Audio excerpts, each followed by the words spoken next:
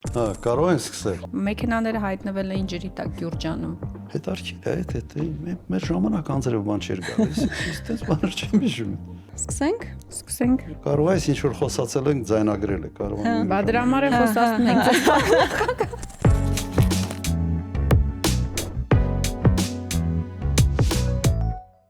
Պարոն նախագահ, Ագնեսա, նախորդ ոդքասթը շատ հետաքրքիր էր, ես կապանից դիտեցի այն, բավականին լավն էր, բովանդակալից, կարծում եմ շատ հստակ մեսիջներ գնացին մեր ժողովրդին։ Այս մեկն առաջարկում եմ խոսել վերջին ժամանակահատվածում ամենաակտուալ թեմայի մասին միջազգային քաղաքականության մեջ Իրանի շուրջ տեղի ունեցող զարգացումների մասին։ Օրերս Իսլամաբադում բանակցություններ են սկսել Միացյալ Նահանգների եւ Իրանի միջև, եւ ինչպես ամերիկյան աղբյուրներն ասում են, մոտ 21 ժամ բանակցություններ են տեղի ունեցել, բայց հիմնական մի քանի կետերի շուրջ այդպես էլ հանգուցալուծման չեն եկել, այսինքն պայմանավորվածություններ արդեն ձեռք չեն բերվել։ Չնայած պլանավորել են հաջորդ этаպը եւս պետքա տեղի ունենա բանակցությունների, բայց այս փուլում արձանագրենք, որ դեռևս պայմանավորվածությունների չեն հասել։ Ուզում եմ քննարկենք, թե ընդհանրապես ինչ զարգացումներ են հնարավոր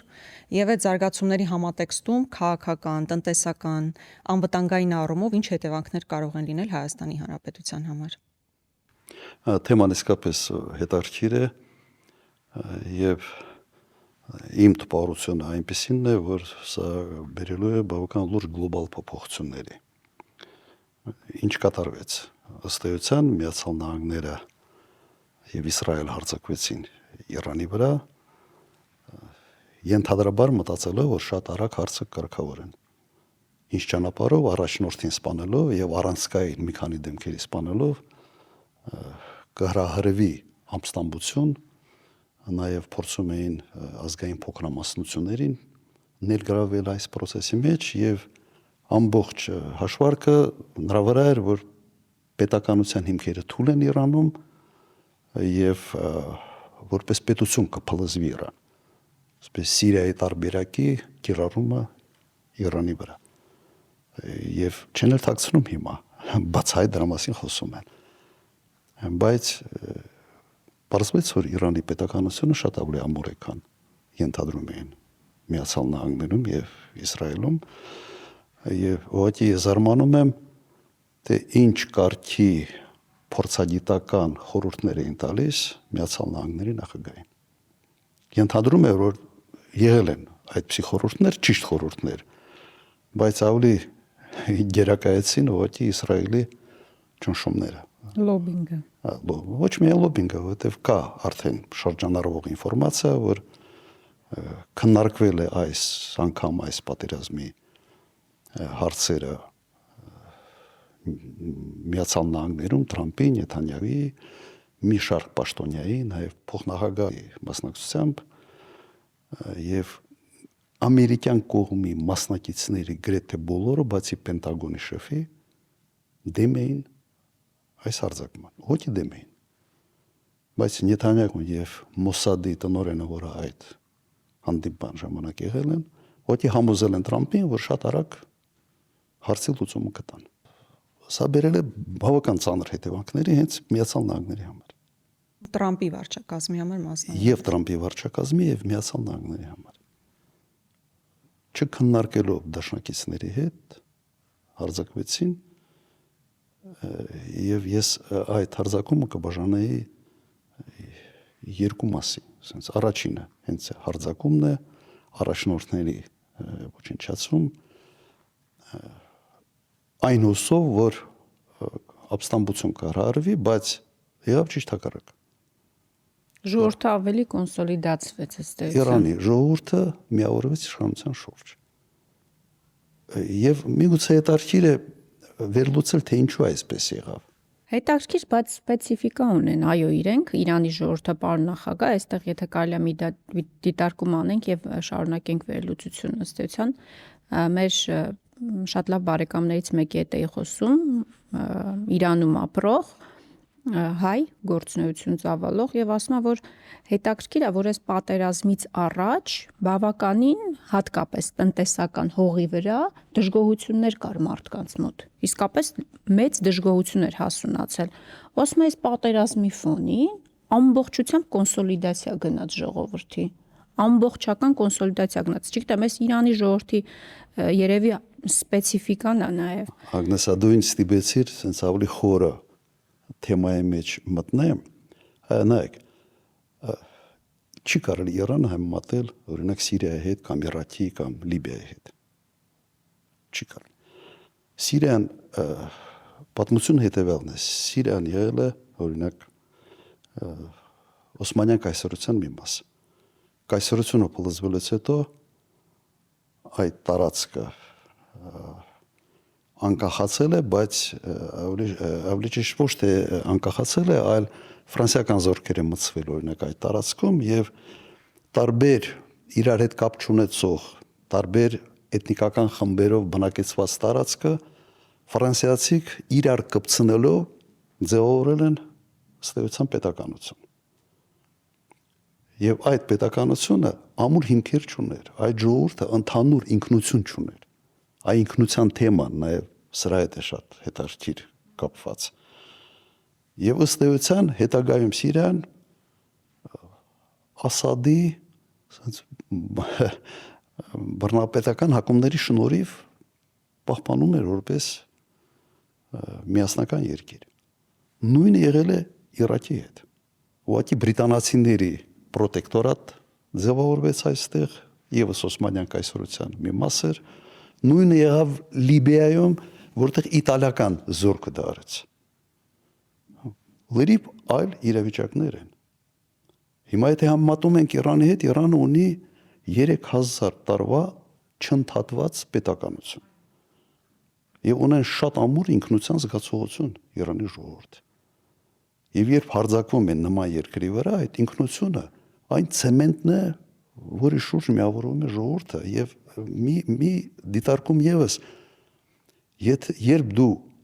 սպանում ես մոտ 7000 կին երեխա, դու պատերազմը դարձնում ես ոչ թե իշխանության պատերազմը կամ ռեժիմի պատերազմը, դու դարձնում ես հայրենական պատերազմ։ Իրանում այսօր ընկալում այս պատերազմի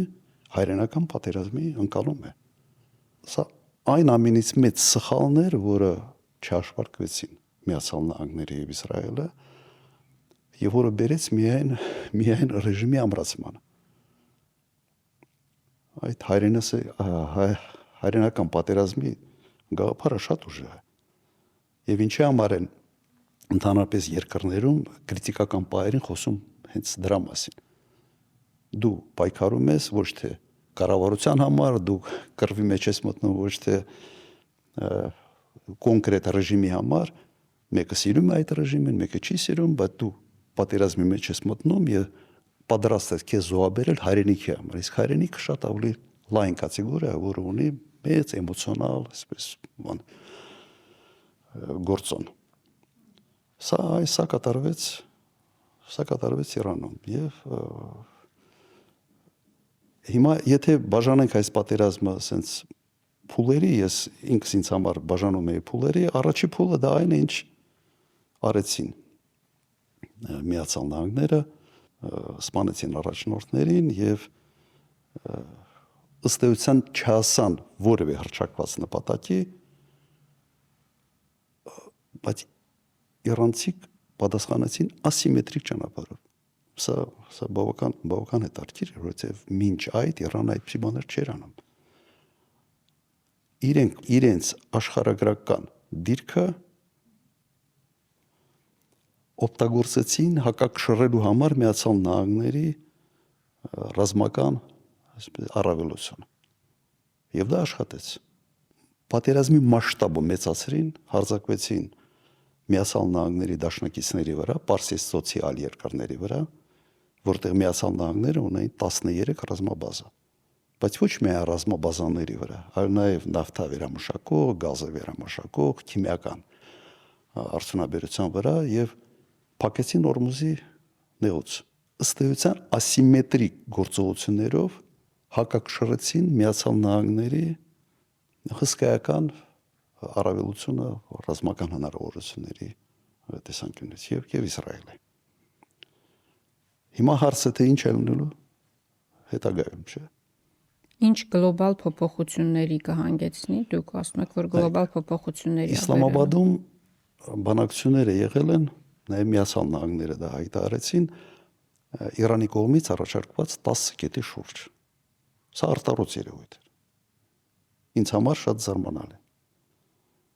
Հետո պարզվեց, որ մի շարք այդ կետերի շուրջ կա համաձայնություն, մի քանի կետի շուրջ համաձայնություն չկա։ Պաշտոնական հայտարարությունները սրա մասին է խոսում։ Սա նշանակում է մեկ բան. Իրանի այս քայլերը աշխատեցին եւ Իրանը ցույց տվեց, որ մենք խոսում ենք գեոպոլիտիկայից, չէ՞, գեոպոլիտիկան դա նրա մասին է, թե ինչպես է քո աշխարհագրությունը ազդում քաղաքականության վրա։ Սա փայլուն օրինակ է։ Ես հավանականությամբ բավական մեծ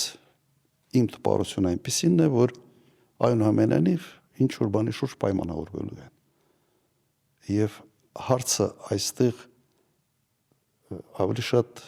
գիտեք ինչ դաշտում ենք գտնվում։ Պատրաստ է Իրանը թեկուզ փոքր բայց զիջումների, թե պատրաստ չի։ Թե իրենք հասկացել են եւ ընկալել են, թե ինչ կարգի գործիքակազմ իրենք ունեն ինքնահաստատվելու համար։ Հիմա Միացյալ Նահանգները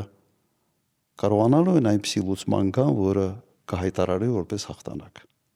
Մի տարօրինակ վիճակ ենք ունենալու, եւ Միացյալ Նահանգները ասելու են հաղթել ենք, Իրանը ասելու են հաղթել ենք։ Հիմա էլ անում են դա երկու կողմը։ Հիմա էլ դա անում են։ Եվ եւս մեկ հանգամանք Միացյալ Նահանգները հայտարարեցին հետեւյալը։ Օրինակ նախագահ Տրամպը ասաց, որ պատրաստ է ջնջել, ոչնչացնել մի ամբողջ քաղաքակրթություն։ Սա արտառոց մի հայտարարություն էր, որը նույնիսկ Միացյալ Նահանգներում չընկալվեց ընդհանրապես։ Եվ սա մի հայտարարություն է, որը ամրացվեց Իրանում հայրենական պատերազմի այս ընկալումը, այն ամեն ինչ կատարվում է։ Եթե պատրաստ են ոչնչացնել 92-3 միլիոն ժողովուրդ, կին, երեխա, ընդհանրապես քաղաքակրթությունը իրենց պատմությամբ, ապա սրա համար իսկապես կարող է ազգը գնալ միջև վերջ։ Մենք ունենք այսօր այս վիճակը։ Հավանականությունը, որ կպայմանավորվեն, ես կարծում եմ կա։ Այսինքն կարծում եք վերադարձ տաք ֆազայի կոնֆլիկտի չի լինի եւ առնվազն կմնա այն վիճակը, որ կա, եթե չասենք ձեռք կբերվեն պայմանավորվածություններ։ Համենայն դեպս տաք ֆազայի չի գնա կոնֆլիկտը։ Նայեք, ես չեմ բացառում տաք ֆազան, որովհետեւ Միացյալ Նահանգների վարչակազմը մի քիչ անկախատեսելի է։ Այնպես ստացվեց, որ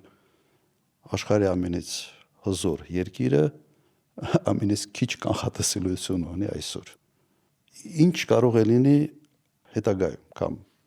օրերի ընթացքում։ Այլ լուծում քան ցամաքային օպերացիա Միացյալ Նահանգները չունի։ Հիմա ցամաքային օպերացիան բերելու ավելի ծանր հետևանքներ է հենց Միացյալ Նահանգների համար։ Ցամաքային օպերացիա ո՞ր կողմից։ Չէ, իրենք խոսում են դրա մասին,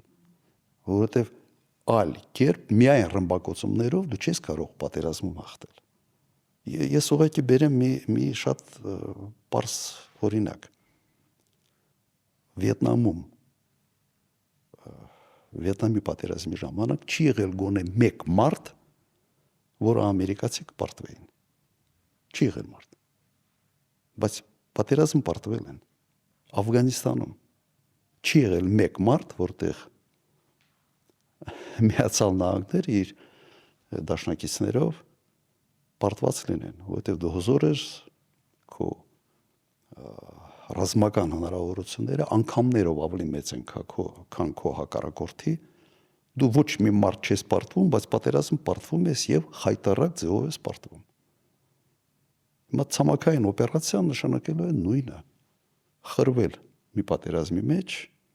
որի հեռանկարը արդեն պարզ է թե ինչպեսին է լինելու։ Ես նկատի ունեմ մեր համար դա շատ վտանգավոր սցենար կարող է դառնալ։ Ժողովրդական խոսքը, որ ասում է քիչ-քիչ մեր տներին են մոտենում, այդ կոնտեքստում վախեցած հարցրեցի ցամաքային օպերացիա որ կողմից, որտեվ թռիփ ունենք այնտեղ, որ պետքա գցենք։ Բացառել չի կարելի։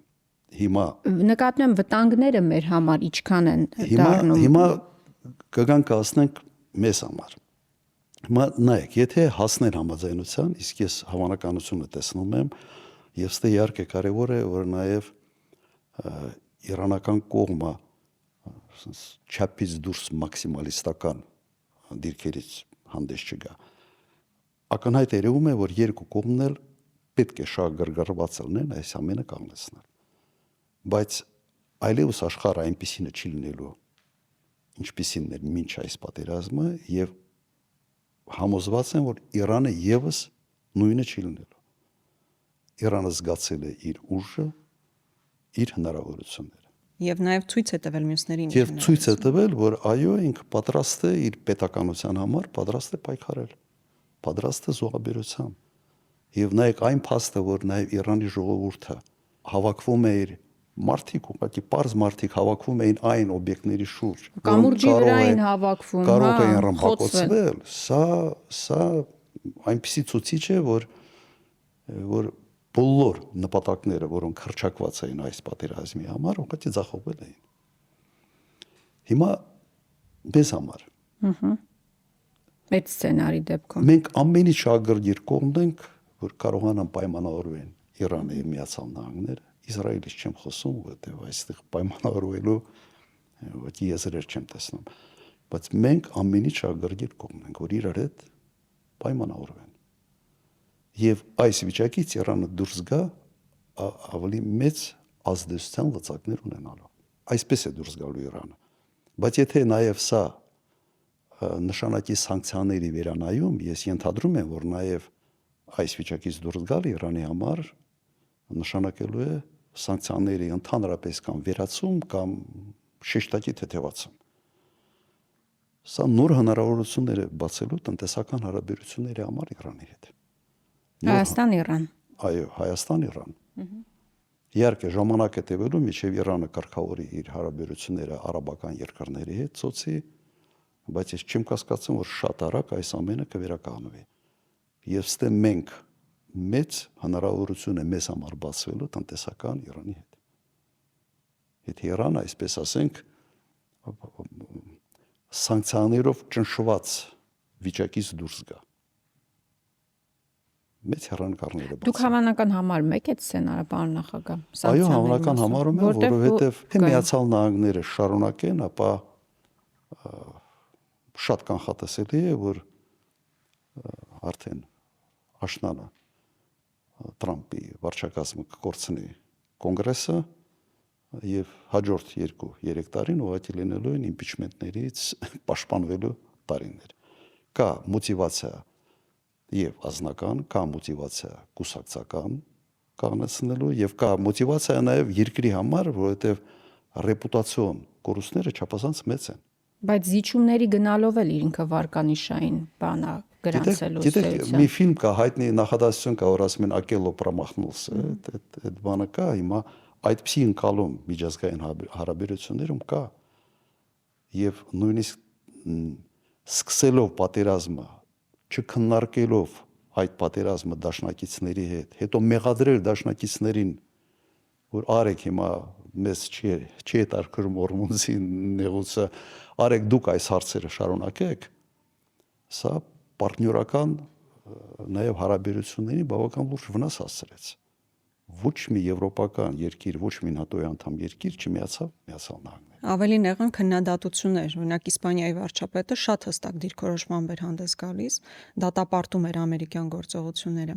Բայց ես կարծում եմ Տրամպը կարող է իր հասարակությանն ասել, որ պլան մինիմումը առնվազն իրականացված է, շատ մեծ հարված է հասցվել ամեն դեպքում ռազմական ներուժին, Իրանի ռազմական ներուժին շատ խոշոր հարված է հասցվել եւ որպես պլան մինիմումի իրականացում կարող է դա ներկայացվել։ Բայց ես այստեղ ուզում եմ հիշեցնել, որ օրինակ ադմինիստրացիան Օբամայի Համաձայնության էլ եկել Իրանի հետ։ Հիշում եք, մի հատ փաստաթուղթ էր կնքվել, որ կոչվում էր JCPOA կամ այդ Nuclear Deal 2015 թվականն 2015 թվականի մեծ հաշվով Միացյալ Նահանգները, Եվրոպական միություն, Ռուսաստանը իհարկե շատ ավելի մեծ ֆորմատով Իրանի հետ պայմանավորվածություն ձեռք են բերում եւ նաեւ սանկցիաների հանման մասին էր այնտեղ խոսք գնում։ Այդ ժամանակ քննարկվում էր թե նաեւ Հայաստանի մասով ինչ զարգացումներ կլինեն, այսինքն Հայաստանի համար ինչ հնարավորություններ կբացվեն։ Ես կարծում եմ, այս պայմանավորվածությունների բերումով էլ անխուսափելիորեն մեզ համար տնտեսական նոր հնարավորություններ են լինելու։ Բայց տնտեսականից բացի շատ կարևոր է նաեւ քաղաքական եւ անվտանգայինը հաշվի առնելով տրիպի կոմպոնենտը։ Կարելի է այստեղ շատ ավելի բաց խոսել, ի վերջո տրիպը իրագործելի լինելու է, թե չէ, եթե Իրանը այս կոնֆլիկտից ավելի ուժեղ դիրքերից է հանդես գալիս, իսկ Իրանից մենք լսում ենք մեղմ ասած ոչ միանշանակ հայտարարություններ տրիպի էության մասին։ Հիմա դա իրագործելի լինելու է, թե չէ, որովհետև այս իշխանության խաղաղության հիմնական կոմպոնենտը, ինչի վրա խարսխված է, տրիպն է, որ տրիպը կա, հետևաբար մենք անվտանգ ենք, հետևաբար խաղաղ ենք ապրելու։ Հիմա Իրանը ոչ միանշանակ հայտարարություններ է անում, իսկ այս կոնֆլիկտի բերումով իր դերակատարությունը ավելի բարձրացել է տարածաշրջանում եւ հաստատ թույլ չի տալու կամ առնվազն մեծ վերապահումներ է ունենալու ամերիկյան ներկայության մասով, հենց իր սահմանի երկայնքով։ Տրիպը շատ մեծ հարցականի տակ է եւ այս պատերազմը շատ ավելի հարցեր առաջացրեց տրիպի նկատմամբ։ Ես չեմ տեսնում այս վիճակում տրիպի պրակտիկ իրագործում։ Լրջագույն հարցեր կառաջացնի Իրանի հետ, լրջագույն։ Եվ միակ շարունակելու տարբերակը ես տեսնում եմ այդ ֆորմատի ընդլայնումը։ Ներգրավել Ռուսաստան, Չինաստան, ներգրավել որևէ երկիր, որը Իրանի կողմից բարեկամ երկիր է անցալվում։ Այլ տարբերակ պրոբլեմային է։ Վերջերս իմ տպավորությամբ խնդրել են Գոսդեպին, որ ինչ որ մի հայտարարություն անեն, որ տրիպը դեռ ուժի մեջ է եւ այլն։ Ուժի մեջ չէ։ Քարոզչական որպես գործիք միգուցե այո, բայց իրականում ոչ։ Հետո դուք վերցրեք եւս մի հանգամանք, եթե Իրանից սանկցիաները հանեն եւ հասնեն մի համապարփակ լուծմանը, ապա Իրանի տարածքը դառնալու է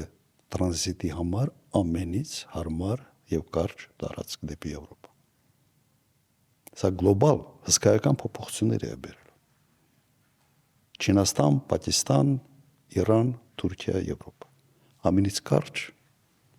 մարշրուտն է լինելու։ Գլոբալ փոփոխություններ են տեղի ունենալու։ Այստեղ խնդիրը Պակիստանի, Չինաստանի արանքում մեծ սարեր են, մոտ 500 կիլոմետրանոց սահմանը, սարեր են, բայց Չինաստանի հնարավորությունները այսօր եւ տեխնոլոգիական եւ ֆինանսական հնարավորություն են տալիս շատ կարճ ժամանակում եւ նավթամուղեր կառուցել, ճանապարհներ, երկաթուղիներ, սա գլոբալ փոփոխություններ է նշանակում այն ինչ կատարվում է։ Մեզ համար մենք շատ ավելի ուշադիր պետք է լինենք Իրանի հետ մեր հարաբերություններում։ Մենք ուղղակի չպետք է անել քայլեր, որոնք կքանդեն այն հարաբերությունները, որոնք ձևավորվել են տարիների ընթացքում։ Այս իշխանությունը վարպետ է հարաբերություններ քանդելու մեջ։ Ուղղակի վարպետ է։ Կարծում եմ հիմա իրենք էլ են հասկանում, որ խնդիրներ ունեն, բայց քանի որ նախընտրական ժամանակաշրջանը փորձելու են կարճել այն թեզերից, որոնց վրա արդեն ջանքեր են գործադրել, այսպես ամիսներ, տարիներ, քարոզել են, բայց խնդրեմը լուրջ է լինելու։ Եվ ես կրկնեմ այդ միտքը։ Տրիպը ամերիկյան ծրագիր է Թուրքիայի եւ Ադրբեջանի համար Հայաստանի տարածքում։ Այդ դեպքում մենք չենք ուզում ընդլայնենք, պարոն նախագահ։ Որ Հայաստանի համար դառնա ծրագիր։ Եթե չես ընդլայնում, եթե այդ տրիպը չի ասնում երաս, տրիպը չի աշխատում։ Բայց ընդլայնել ոչ թե հակադրվելով իրանցիներին։ Անուն կարող է տրիպ, նույնիսկ կարող է այդ ծրագրի մեջ ամերիկացիք չլինեն ընդհանրապես։ Բայց գաղափարը այդ ամբողջ տրանսպորտային հանգույցը կապել մեկ պարտավորությունների շրջանակներում, մեկ ծրագրի մեջ, ներգրավելով երկրներ, որոնց նկատմամբ Իրանը ունի լավ հարաբերություններ, ես նորմալ եմ սրանայում։ Դե տեսեք, իրանք ասում են դա հնարավոր չի։ Այս իշխանությունների արձագանքը, այս առաջարկությանը նայա, որ դե Ռուսաստանն ու Չինաստանը պատրաստ չեն Ամերիկայի հետ մեկտեղ մի ծրագիր կյանքի կոչել։ Չէ, այդպեսի բան չեն ասում։ Չէ, Իրենք ասում են ամերիկացիք պատրաստ չեն, ոչ թե Ռուսաստանը։ Հա, այդ ամերիկացիների կոնտեքստում, հա, մասով, ամերիկացիները պատրաստ չեն, այդ դեպքում իրատեսական չի, դա են ասում։ Իմ առաջարկը հետևյալն է, կարծում եմ մոտակա 1-2 ամսվա ընթացքում ամեն ինչ կպարզվի։ Եվ մենք հիմա խոսում ենք կանխատեսումների մասին։ Իմ կանխատեսումը, որ այո, այստեղ լրջագույն խնդիրներ առաջացել են։ Որտեղ մի ամբողջ քարոզչություն կառուցեցին թրիփի վրա։ Խաղաղության քարոզչություն, իրենց ամենահիմնական թեման։ Մեխը էդ էր, էլի թրիփներ մեխը, բայց Չկա։ Այդ մեխը ծռել է։ Այդ որ sense լավ չեն բանով այդ մուրճը որ լավ չեն խփում մեխին ծռում է, չէ։ Հետո փորձում են ուղղել, հետո մյուս կողմի վրա է ծռում։ Մի 2-3 անգամ 2-3 կողմի վրա ծռում է, հետո կոտրում է այդ մեխ։ Հիմա այդ տրիպի վիճակը սա է եւ ես կրկնեմ, եթե նկատել եք դուք, ես տրիպի դեմ չէի խոսում, ընդհանրապես։ դուք ընդլայնման Ես խոսում ավելի եմ, որ համատեքստում եւ գործընկերների այս ներգրավման։ ֆորմատով մեզ ոչինչ չի տալիս։ Ուրեմն եթե ուզում ենք, եթե դա ամերիկյան ծրագիր չի Թուրքիա, Ադրբեջանի համար մեր տարածքում, ուրեմն պետք է այնպիսի ծրագիր լինի, որը նաեւ մեր ծրագիրը լինի, նաեւ մենք դրանից օգուտներ ստանանք։ Պրոհայկական մոտեցումը սա պետք է լինի։ Այս թեման ամփոփելու մասով եթե դեմ չես, պարոն նախագահ, եթե ամփոփելու լինենք, հիմա մենք այս իրավիճակում ունենք վատագույն սցենար, դա ռազմական գործողությունների շարունակում ցամաքային ճանապարհով տարբերակով եւ լավագույն սցենար փոխհամաձայնության են գալիս, որը հանգեցնելու է ընդհանուր միջև սանկցիաների վերացում, որը լայն հնարավորություններ է բացելու Հայաստանի Հանրապետության համար։ Վատագույն սցենար եւ լավագույն սցենար։ Ձեր կարծիքով, եթե ամփոփենք այս թեման, որը կլինի ի վերջո։ Այո, կա երկու սցենար, բայց երկրորդ սցենարը, վատագույն սցենարը, մեկը բերելու է նույն սցենարին։ Ուղղակի ավելի շատ ժամանակ, ավելի մեծ կորուստներով, բայց ինքը ձև չունի չգալու նույն սցենարին։ Ի վերջո պայմանավորվելու են։ Եվ ինչքան, եթե լինի ցամաքային օպերացիա, ես ուղղակի չեմ կասկածում, որ խնդիրները ավելի մեծ են լինելու եւ face saving-ի տարբերակը շատ ավելի դժվար է լինելու, բայց այնուամենայնիվ ավարտվելու է նույն սցենարով, պայմանավորվելու է։ Դրա համար ես այստեղ Հայաստանի համար կա եւ ասենց ասեմ ինքը պատերազմը ընդհանրապես վատ է, բայց հերանեկարը գլոբալ փոփոխությունները, որոնք այս պատերազմի արդյունքում կատարվելու են, ի վնաս չի մեր շահերի լինելու։ Փոփոխությունները կրկնեմ։ Պատերազմը իհարկե խփում է, բոլորին է խփում։ Եվ այսօր երևի ամենից մեծ հարվածը ստացել են եվրոպացիք, որոնք այս պատերազմի հետ որևէ առնչություն չեն ունեցել։ Հետաքրքիր է, որ Միացյալ Նահանգներում թվում էր, թե բազենների սպանելով աղավնիներ են գալու իշխանության։ Բայց եթե դու սպառնում ես ոչնչացնել մի քաղաքակրթություն, բազենների սպանելով միայն ավելի ռադիկալ բազեններ են գալիս իշխանության։ Այս հաշվարկը ինչ հողի վրա են արել, ինձ համար հայտնի չէ։ Ես կարծում եմ, Ինչ կանխատեսում ես տակ ֆազան այլևս չեմ պատկերացնում, բացառապես այն բանի բերումով, որ Տրամպի ադմինիստրացիան շատ լուրջ վտանգի առջև է կանգնած, այսինքն ինքը չի կարող բացատրել ամերիկյան հասարակությանը, թե հիմա ինչու է շարունակում պատերազմը։ Արդեն փորձում են ինչ-որ դրական նոտաներ տալ իրենց հաղթանակի մասով, բայց շարունակությունը ռազմական ճանապարհով իսկապես տեսանելի չի, կկարողանան այնտեղ ինչ-որ ձևով բացատրել իրենց հասարակությանը։ Կներես հիշեցի, որ Նիկոլա ասում էր ինչ է լինի, մենք մեզ պարտված չենք Հիմա համարելու, իրենք իրենց պարտված չեն համարում։ Այդ առումով չեմ կարծում, որ իսկապես ռազմական գործողությունները կվերսկսեն, այնտեղ միջուկային ծրագրի մասով քննարկվում է, թե քանի տարի պետքա միջուկային ծրագրից հրաժարվի Իրանը։ Իրանը պատրաստ է 5 տարով հրաժարվել միջուկային խաղ միջուկային այդ ծրագրից, Միացյալ Նահանգները պնդում է 20 տարվա վրա, այսինքն այստեղ ժամանակահատվածի ամեն դեպքում 5 տարի առաջարկում որ հրաժարվի, այսինքն այդտեղ մի փոքր այդ ձևով տեղ թողել է, էլի այսինքն։ Իդեպ հիմա փորձում են վերադառնալ հիշեն այն նույն համաձայնագիրը Բարակ Օբամայի ժամանակ կնքված, որից դուրս է եկել Տրամպը 18 թվականին։ դուրս եկել։ Փորձում է վերադառնալ դրան, բայց ես կարծում եմ Իրանի պահանջները պլանկեն ավելի բարձր է լինելու հիմա։ Դա բնականաբար։ Ավելի բարձր է լինելու հիմա։ Շատ լավ, մոտս մի քիչ կոգնիտիվ դիսոնանս է, ներողություն եմ խնդրում, մենք այստեղ աշխարհակաղակական առաջիկա զարգացումները հնարավոր սցենարներն ենք քննարկում, միջազգային մամուլի ամբողջ լրահոսում Հորմուզի նեղուցի հարցնա հնարավոր հետևանքներ, այնտեղ իշխանությունները երաժշտություն են լսում ու չգիտեմ ինչով են զբաղված, բայց ամեն դեպքում առաջարկում եմ շարունակենք, պարոն նախագահ, Հունգարիայի ընտրություններն էին շատ հետաքրքիր, բայց ինձ համար ամենահետաքրքիրը մասնակցության բարձր ցուցանիշներ 75%, բավականին բարձր, առհասարակ ես նաև հետևելով այդ ռեպորտաժներին, լուրերին, մարդիկ, չգիտեմ, Անգլիայից, չգիտեմ որտեղից եկել էին մասնակցեն ընտրություններին, ինչ եմ սա ուզում կարևորել, շեշտել, որովհետև մենք մեր հասարակությանը միշտ ինչ ենք ասում, չէ, նաև այս նախընտրական շրջանում հատկապես, որ շատ կարևոր է ձեր մասնակցությունը։ Ցածր մասնակցության ցուցանիշ նշանակում է ավելի մեծ հավանականություն, որ իշխանությունները կվերընտրվեն եւ իշխանությունների հիմնական նաեւ սպասումը ձևավորված է նրանից, որ մարդիկ քիչ կգնան ընտրության, իրենց մասաները ավելի լավ կկարողանան կոնսոլիդացնել եւ ըստ այդմ պատկերացնում են իրենց վերարտադրությունը։ Այս կոնտեքստում, եթե դեմ չեք քննարկենք նաեւ այդ ընտրությունները, մասնակցության բարձր ցուցանիշը, արդյոք սա նաեւ օրինակելի կարող է լինել մեր համար, որ երբ որ մարդը հաստատակամ է եւ կարեւորում է իր ձայնը, դա բերում է փոփոխության։ Մսը հետաքրքիր ետեք ինչն է, ինչի է Հունգարիայի ընտրությունները, ինչի են առաջացրել այսպիսի սպասելիքներ ընդհանրապես Հայաստանում։ Ինչ կապ ունի Հունգարիա ընտրությունը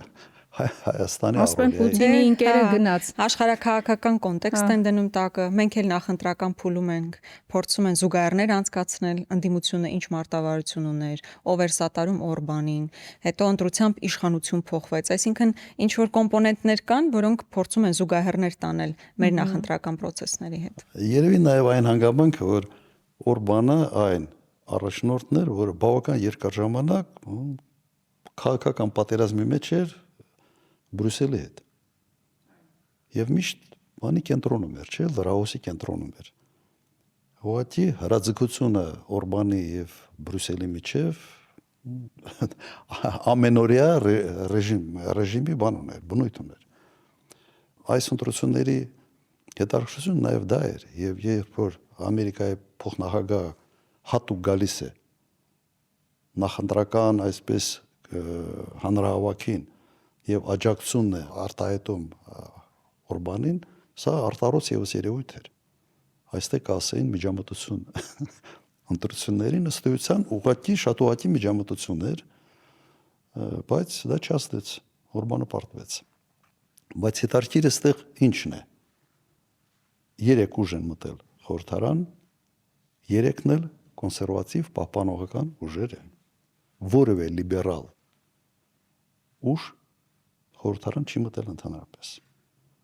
Եվ հաղթած Մադիարը ազգանունը հաղթած առաջնորդը ըստ էության Օրբանի թիմից էր, աշխատել Օրբանի աշխատակազմում, արտգործնախարարությունում, հետո ինչ որ մի պետական կառույցում, ընդամենը 24 թիվից է ընդդիմադիր դարձել, բայց հայացքների տեսանկյունից բավական նույնանման է։ Ուղղակի ասում էր Եվրոմիության հետ մի կռվեք։ Կարելի է շատ ավելի հանգիստ պայմանավորվել։ Եվ մոտեցումների մեջ տարբերությունը էական չի։ Նաև Ռուսաստանի հետ հարաբերություններում։ Ռուսաստանի հետ հարաբերություններում եւս շարունակելու են այդ հարաբերությունները։ Տնտեսական, այսպես շահագրգռվածությունը մեծ է Ռուսաստանի հետ հարաբերությունները պահելու համար։ Սա ֆունդամենտալ փոփոխություն մոտեցումների մեջ չի լինել։ Եվ իդեպ նույնիսկ հայտարարել են, որ Ուկրաինայի զենք չեն տալու, բայց չեն բլոկելու նաև այն վարկային ծրագիրը, որը Եվրոմիությունը փորձում էր տրամադրել Ուկրաինային, բայց Օրբանը ուղղակի իր վետո իրավունքներ կիրառում։ Բայց այստեղ իրենք ասում են մենք մասնակցություն չենք ունենալու։ Վետո չենք դնի Ուկրաինային տրվող գումարին, բայց մենք մաս չենք կազմելու այդ տրամադրվող գումարին։ Այսպես ասենք, այդ Հունգարիան առաջնային է մեզ համար, այդ լոզունգը կամ ասենց Հունգարիա first լոզունգը մնալու է ուժի մեջ։ Եվ ստե մի շատ հետաքրքիր բան, իրենց համակարգ ընտրական ունի մեծամասնական եւ համամասնական խառնը, հա։ Հա, խառն։ Տարբերությունը համամասնականում շատ փոքր էր, ընդամենը 3 ձայնի տարբերությամբ Օրբանը պարտվեց։ Մեծամասնականում խայտարակ պարտություն գրեց Օրբանը։ Խայտարակ պարտություն։ 106 տեղից ընդամենը 13-ն է ինքը վերցրել, մնացած ամբողջությամբ գնացել է այդ նոր ուժին։ Սա մի անհասկանալի մի երևույթ է, սա խոսում է երևի նրա մասին, որ որոշակի հոգնածություն կար նաև մարդկանցից, բայց որ իշխանությունը պարտվի մեծամասնական տարածքներում, հարաբերակցությունը համարյա հակառակներ, հիմա ասենց փոխվեց հակառակը եւ դրա հաշվին ընդդիմությունը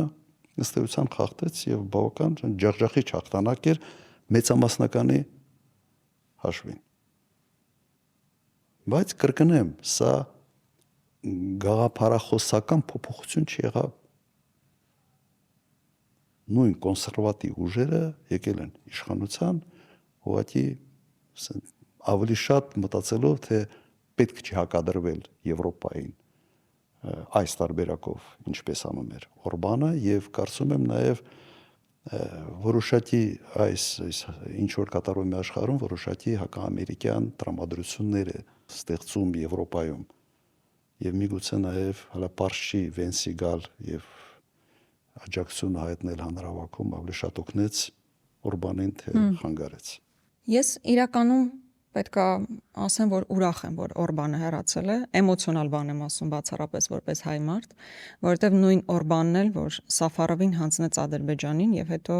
Սաֆարովը Ադրբեջանում հերոսացավ։ Բացառապես այդ կոմպոնենտով պայմանավորված ուրախ եմ, որ ինքը հեռացել է։ Բայց կարծում եմ մեզ համար որպես ընդդիմություն կարևոր մի քանի մեսիջ կա, որ կարելի է փոխանցել մեր հասարակությանը։ Առաջինը, որ տասնամյակների իշխանությունը ընտրություններով փոխվեց։ Եվ այո, պետքա թույլ չտալ, որ այս իշխանությունները Նիկոլ Փաշինյանի գնան երրորդ սրոկի, այսինքն անդադար արդեն 12 տարվա իշխանություն ունենան եւ հնարավոր է ընտրություններով փոխել։ Երկրորդը, որ մասնակցելիությունը էական ազդեցություն է ունենում ի վերջո արդյունքների վրա։ 70%-ից ավել մասնակցության բերումով է, որ Օրբանը պարտվել է։ Եվ երրորդ կարևոր եզրակացությունը, որին պետքա գալ, որ կապ չունի նույնիսկ այն պարագայում, որ Օրբանին աջակցում էր Վենսը, ասում են Ռուսաստանը, բոլոր տարբեր կենտրոններ աջակցում էին, նույնիսկ Վենսը նախընտրական փուլում Հունգարիայում էր, միևնույնն է դա չի փրկել Օրբանին։ Այսինքն այսօր նույնիսկ եթե մենք հնչում ենք հայտարարություններ տարբեր երկրների կողմից Նիկոլ Փաշինյանին սատարող, դա ոչինչ չի նշանակում, եւ միայն ժողովուրդն է, որ իր ընտրությամբ պետքա այո, ցույց տա, թե ում է ուզում տեսնել իշխանություն։ Լրիվ համամիտ եմ Աննա, եւ ուղղակի մի բան էլ կավելացնեմ, 16 տարում Օրբանը լուրջ փոփոխություններ է մտցրել ընտրական օրենսգրքում, լուրջ ազդեցություն ունեցել դատական համակարգի վրա, սահմանադրական դատարան եւ այլ, ամբողջ դատական համակարգի վրա։ Ընտրական օրենսգիրքը այնպիսինն էր, որ բոլորին թվում էր, թե այս օրենսգրքով հնարավոր չի իշխանությանը խախտել։ Սա ինձ ինչ որ մի բան հիշացնում է։ Բայց այսպես կուտակվեց դժգոհություն եւ այդ դժգոհությունը ուղղակի արտահայտվեց ասած քվեններով, ընտրությունների արդյունքով։ Մի բան էլ ավելացնեմ, Օրբանը նաեւ դիտորդ էր թուրքական,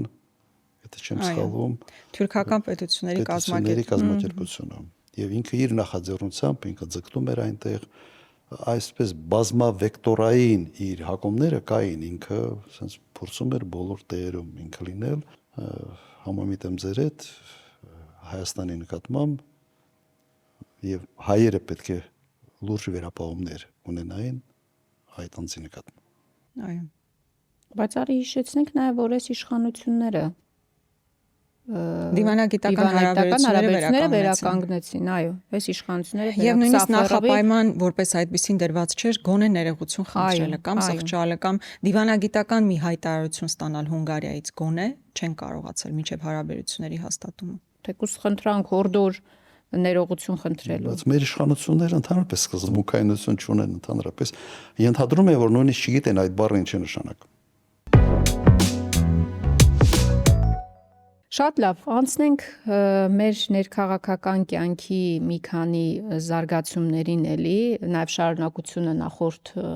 ոդքասթի, Աննա, շարունակվում է քննարկման առարկա մնալ եւ իշխանության շրջանակներում եւ ընդդիմության մոտ Նիկոլ Փաշինյան, Վլադիմիր Պուտին հանդիպումը եւ հիմա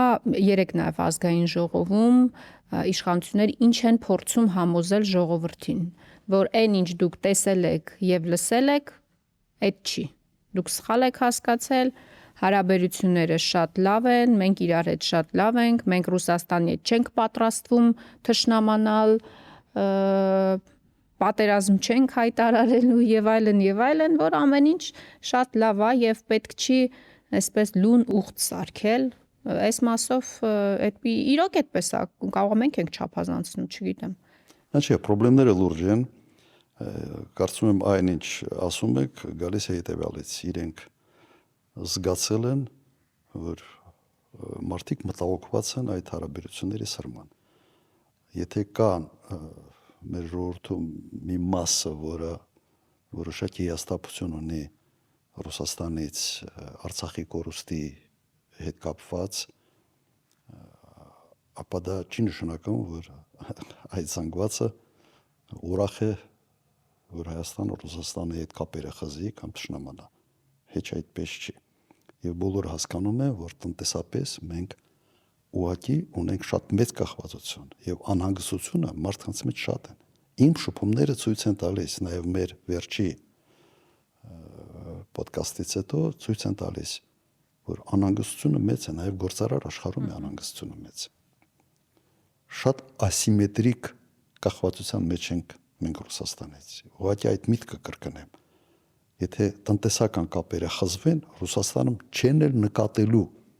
չեն նկատելու, ընդամենը 0.7%-ն է մեր արտաքին ապրանքաշրջանառության առևտրի Ռուսաստանի հետ, Ռուսաստանի ընդհանուրի մեջ 0.7% չեն նկատելու։ Հայաստանի համար սա ուղղակի կոլապս է լինելու, կռախ է լինելու տնտեսական։ Մարդիկ բնազդով են դասգում։ Գործարարները նաև կարող են այդ հաշվարկը անել եւ հասկանալ, թե ինչ կարգի կորուստներ ունենալու։ Այդ կորուստը միջապես խփելու է բանկերին։ Շղթայական ռեակցիա է։ Այո, լրջագույն խնդիրներ լինելու։ Մենք հայտնվելու ենք մի տնտեսական մի փոսի մեջ, որից դուրս գալը պահանջելու է երկար տարիներ, առնվազն 4-5 տարի։ Կրկնեմ, ժողովրդի մի մասը բնազդով է դասգում, մի մասը հաշվարկ է անում եւ տեսնում է, թե գործարարները մաշկի վրա են զգում։ Իրենց մաշկի վրա զգում են։ Լուրջ է սա։ Իշխանության այս խոսույթի փոփոխությունը գալիս է հետեւյալից, չափագրումներ արել են եւ հասկանում են, որ այս տրամադրությունները իրենց օգտին չեն խոսում, որն պետք է փորձեն ասեն ամեն ինչ լավ է, այդ երկի պես է, всё хорошо, прекрасно, маркиза։ Իմիջայլոց այս վերջերս, երբ որ ինքը գնում է քարոզար, մեծաշով հիմա քարոզարշավ է իրականացնում։ Ինչով է տարբերվում սովորական նախընտրական քարոզարշավից։ Այդ շփումների ընթացքում գրեթե ամեն անգամ երբ դուրս է գալիս, առնվազն մեկին հանդիպում է, որ ասում է, ես Ռուսաստանում խնդիրներ եմ ունեցել ձեր արած հայտարարությունների եւ ձեր քաղաքականության պատճառով։ Փաստաթղթերի հետ կապված, վարորդականի հետ կապված, արտաքսելու հետ կապված։ Համենայն դեպս ինքը նույնիսկ այդ կարճ շփումների ընթացքում առերեսվում է մարդկանց, ովքեր խնդիրներ են ունեցել Ռուսաստանում քաղաքական կոմպոնենտով պայմանավորված։ Հետևաբար ինքը չի կարող չզգալ տրամադրությունները հասարակության, որոնք նույնիսկ այն հատվածը, որ իսկապես Ռուսաստանից հիասթափված է, մեղավորություն է տեսնում Ռուսաստանի գործողություններում, Արցախի եւ նաեւ Հայաստանի որոշակի հարցերի հետ կապված, միևնույնն է չի կարծում, որ մենք ունենք ներուժ թշնամանալու Ռուսաստանի հետ։ Եվ ես կարծում եմ, որ շատ բնական է, որ իրենք փորձելու են այս խոսույթը փոխել։ Հիբրիդային պատերազմից մինչև մեր մեջ ամեն ինչ նորմալ է, մենք խնդիր չունենք Ռուսաստանի հետ, շատ արագ անցումը տեղի ունեցավ իրականում։ Բայց հիմա էլ եվրոպական խումբ կաստը ուղարկված Եվրոպայից, որոնք հիբրիդային պատերազմի չեզոքացման են զբաղվում։ Իսկ մի կողմից դու այդ խումբը բերում ես, դիմում ես եվրոպացիներին, բերում ես այստեղ խումբը, մյուս կողմից ասում ես ամեն ինչ լավ է։ Ինչն է լավ։ Այս երկու հանգամանքը իրար հետ ո՞նց է համատեղվում։ Ամեն սա կեղծիքի, ստի, երեսպաշտության ինչ որ մի ուրիշ մի մակարդակ է։ Իմիջիայլոց այս վերջերս պարզ դարձավ, որ Եվրոպական միությունից, որ խնդրել էին 15 միլիոն հիբրիդային հարձակումների դեմ պայքարելու համար, պարզում է այդ գումարը գնացել է ՀԿ այն սեկտորին, որի ֆինանսավորումը կտրվել էր Միացյալ Նահանգների ադմինիստրացիայի կայացրած որոշման հետևանքով, այսինքն USAID-ից ստացվող գումարը, այլ կազմակերպություններից ստացվող գումարի փոխարեն հիմա այդ 15 միլիոնը գնում է, եւ եթե դուք Facebook-ը սկրոլ անեք կամ տարբեր հարթակներ սկրոլ անեք, անդադ ռեկլամի տակ դրված տարբեր տեսանյութեր են գալիս հենց այդ նույն ՀԿ-ներից, այսինքն ՀԿ-ները ակտիվ այդ քաղաքականության մեջ են մտել, հակաընդդիմադիր, պրոիշխանական նյութեր են համատարած տարածում։ Միգուցե այսպես ձևակերպենք, ֆինանսավորվել է Եվրոպայի կողմից հիբրիդային պատերազմի գործիքակազմը Հայաստանի դեմ։ Ես կարծում եմ, որ իրենց այս խոսույթի նաև փոփոխությունը պայմանավորված է նրանով, որ իրենք նաև հասկացել են եւ զգացել են, որ մարդիկ հասկացել են։ Մարդիկ շատ լավ ամեն ինչ տեսնում եւ հասկանում են։ Եվ այս համատեքստում ինչ եք կարծում, արդյոք կստացվի իրենց մարդկանց մոլորեցնել, համոզել, որ ամեն ինչ լավ է, ու հիմա post-factum գիտես, որ սկսում եմ մեկնաբանել հրապարակային մակարդակով արձանագրվեց, որ կարող են խնդիրներ լինել երկու երկրների միջև, տնտեսական խնդիրներ կարող են լինել, նաև մեսիջ տալով մեր ժողովրդին, որ տեսեք ինչ են անում ձեր իշխանությունները։ Ագնես անայք, հարցադրումը հետևյալն է, չէ՞, կարողանան համոզեն իրենք մարդկանց, որ իրենք ճիշտ են։ Այս ֆոնին, երբ որ բաց ասվեց ամեն ինչի մասին, ես սրանից բաց ավելի չեմ պատկերացնում, այսինքն բաց ասված է, որ կարող են խնդիրներ լինել։ Ես հետևում եմ Քարոզ Արշավին, որը իրենք վարում են։ Դուք որևէ տեղ բովանդակային քննարկում լսել եք, տեսել եք։ Չկա։ Այ մեր պես նստեն եւ բովանդակության մասին խոսան, ասենց լուրջ հարցերի շուրջ։ Չկա։ Վարչապետը ստրիմեր է դարել, ասենց միկրոֆոնը դրած, փողոցները ընկած, կենցաղային մակարդակի վրա փորձում են բան անել, կամ այդ ազդանշանը մեքենայում, ասենց ողջունելով եւ այլ։ Լուրջ քննարկումներից իրենք ուղղակի խուսափում են։ Եթե նույնիսկ հաղորդումներ կա, որտեղ բանավեճ է, այդ բանավեճը վերածվում է լաչառության։ Եվ միակ ճանապարհը ժողովրդի վրա ազդելու, իրենց զանգվածի վրա ազդելու, ես ավելի շատ չի ասի ժողովրդի վրա, դա process-ը անլրջացնելն է։ Սենց թիլո, քարտեզ, փողոցը ինչ որ բան բաժանել, սենց մի քիչ սենց ծաղարացուի, նույնիսկ արտաքինից ծաղարացուի ինչ որ կերպարի մեջ մտնել massամբ, սենց կիսա լուրջ, կիսա անլուրջ, եւ կարծում եմ սրա համար են անում։ Process-ը անլուրջացնել մաքսիմալ ձևով, որի ընթացքում բովանդակային քննարկումներ հնարավոր չունենալ։ Հա, բայց իրանք տեսնում են, որ այս խնդրից հնարավոր չի խուսափել։ Ես այդպեսի արձանագրում եմ արել, չգիտեմ, դու ֆիքսել ես դա։ Իրանք այս խնդրից զգացել են, որ հնարավոր չի խուսափել։ Կարող են անտեսել, բայց իրանք արձանագրել են, որ խնդիրը ժողովրդի մոտ հանրային ընկալումներում։ Այո, հանրային ընկալում։ Իրանք արձանագրել են, որ հանրային ընկալումներում ֆիքսվել է, որ կա խնդիր։ Դե հնարավոր չէ այդ հանրային ընկալումների խնդիրը չարձանագրել։ Այս Քարոզ Արշավի ժամանակ իրենք ֆիքսված են միայն այսպես իրենց հավատարիմ զանգվածի վրա։ Իրենք չեն փորձում հայ ժողովրդին համոզել ինչ որ բան։ Այո, բացառապես մոբիլիզացնելու համար իրենց բացառապես ինչ որ մի զանգվածի վրա, որի վրա իրենց կարծիքով դեռ իրենք ազդեցություն ունեն։ օրինակ մեր քարոզարշավը դեռ չենք սկսել, բայց այն ինչ մենք անում ենք, մենք փորձ ենք անում համոզել հայ ժողովրդին տարբեր շերտերի, որ մենք ճիշտ ենք, որ այս կամ այն քայլերը սխալ է արվում, որ պետք է շտկել քաղաքականությունը։ Այն ինչ մենք անում ենք, նեղ, այսպես ասենք, ընտրազանգվածի վրա չի ուղղված։ Էական տարբերությունը դա է։ Ինքը չի փորձում համոզել հայ ժողովրդին, ինքը փորձում է համոզել այն զանգվածին, որը իր կարծիքով դեռ հավատարիմ է մնացել կառավարությանը, վարչապետին։ Տարբերությունը սրա մեջ։ Որտեւ իր գերնպատակը բացառապես վերարտադրվելն է։ Միգուցե ընտրական տեսանկյունից հասկանում եմ, որ իրենք միգուցե զուտ ընտրական տեսանկյունից ճիշտ են անում, բայց իշխանությունը ունի պարտավորություն խոսել ամբողջ ժողովրդի հետ։ Տարբերությունը ընդդիմությանը իշխանության հենց դրա մեջ պետք է լինի։ Իշխանությունը պատասխանատու է, ունի լծակներ, իշխանությունը մեզ կարող է տանի կործանման, կարող է տանի բարգավաճման։ Բայց իշխանության կոմունիկացիան պետք է լինի ամբողջ ժողովրդի հետ։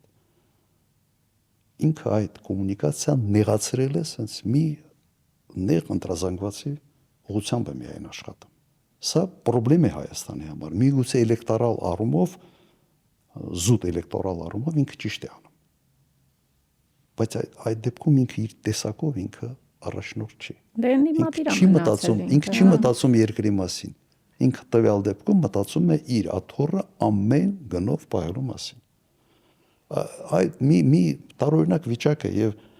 մի 2-3 տարի առաջ նույնիսկ այս հարցի շուրջ արտահայտվել է, որ մենք ունենք անպատասխանատու իշխանություն եւ պատասխանատու ընդդիմություն։ Մենք մեզ պահում ենք որպես պետականամետ մարդիկ փորձելով համոզել հայ ժողովրդին, իրենց մնացել են իրենց հոգեբանությամբ, իրենց կեցվածքով ընդդիմադիր։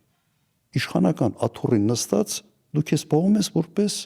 ընդդիմադիր։ Ու մեկ-մեկ sense դա բանը մեկ-մեկ անցնում է դա կլոունադայի։ Դու չես կարող այդ կեցվածքով աշխատացնել պետական համակարգ։ Հազարավոր մարդիկ ամենօրյա գործով աշխատում են որպես քաղցարայողներ, պետական ծառայողներ։ Դու անլրջացնում ես ամբողջ այդ համակարգը, որովհետև դու իրենց կառավարիչն ես այսօր, դու իրենց պետք է աշխատացնես ամեն օր։ Սա լրջագույն խնդրեմ է, իմ տպավորությունը այնպեսին է, որ միգուցե միջև վերջ դեռ չբացատրված, չգիտակցված, բայց սա մեր այսօրվա խնդիրների մի մասը գալիս է նաև այստեղից։ Այո, անլրջացնել ամեն բան, ու երբեմն որ լրահոսին հետևում ես, իր գործունեությանը հետևում ես, մտածում ես ինքը ընդհանրապես օրվա մեջ 5 րոպե գոնե պետական հարցերով զբաղվում է, թե չէ, որովհետև այս հանդիպումը, այն նկատունებ տարբեր խմբերի, չգիտեմ, բիզնես միջավայրի հետ հանդիպումից մինչև մանկապարտեզի բացում, նախընտրական տրամաբանություն ունի, այնպես չի, որ դա պետական ծրագրի շրջանակներում անում, նախընտրական քարոզարշավ անում։ Բայց քանի որ պետական ապարատում ինքը սկսել է շատ մեծ պարգևավճարներ բաժանել, երևի մտածում է, որ պետական ապարատին այդ առումով ինչ որ ձև կզսպի դժգոհությունները պետական ապարատի, բայց ուզում եմ ասել, ինչքանով իմ տեղեկատվությունը կա, այդ պարգևավճարները հիմնականում ստանում են ավելի բարձր պաշտոն ունեցող անձինք, այսինքն նախարար, փոխնախարար, վարչության պետեր եւ ավելի ցածր հատվածում նկատում առաջին այնտեղ ոնց էր պաշտոնները, մասնագետները հիմնականում չեն ստանում այն պարգևավճարը, որ ստանում են քաղաքական պաշտոնյաները։ Ու կարծում եմ մեր մեսիջը պետք է ավելի հստակ լինի հատկապես այդ մարդկանց, որ ընդհակառակը իրանց վրա է հենված պետական համակարգը եւ նախ եւ առաջ եթե պարգևավճար ստանալու լինեն, հենց այդ մարդիկ պետք է պարգևավճարը ստանան եւ ոչ թե քաղաքական նշանակում ունեցող մարդիկ։ Եվ մեր ծրագրում էլ պետական ապարատի հետ կապված բազմաթիվ առաջարկություններ ունենք, որոնք ինձ թվում է դեռ կհասցնենք նաև ավելի մոտ նախընտրական շրջանին քննարկելու այս քաղաքականացվածությունը, որ ոչ թե գնահատվի քաղաքական հավատարմությունը, այլ մասնագիտական որակները, ու այդ մասով էլ կարծում եմ բազմաթիվ անելիքներ ունենք անելու եւ միասին կարող ենք ու ամփոփենք։ Ամփոփենք։ Այո։